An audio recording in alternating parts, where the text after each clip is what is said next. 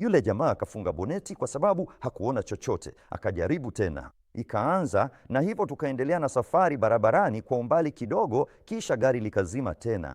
Na hivyo tukafikiria labda ni matatizo ya gari tu, lakini tutarundika mawe mengine kando ya barabara. Na tulifanya hivyo, kisha ikasimama mara 2 zaidi, na baada ya mara ya 3 tukasema, baba, gari linaharibika tu, hii ni... Lakini alitufanya tupange mawe tena. Alisema, haya, tufanye tena kwa vyovyote vile. Na mimi mwenyewe nilikuwa nikisema, gari linaharibika, huu ni upotezaji wa muda. Lakini ikawa sivyo. Nilikosea. Baba alikuwa sahihi. Tulikwenda hotelini na asubuhi iliyofuata tukaamua njia bora ni kwenda na kuanzia pale yale mawe yalipo. Hivyo tulirudi na kuelekea upande mwingine kwa pembe ya nyuzi 90. Nilichagua kilima kimoja mbali kule na tukaelekea huko moja kwa moja.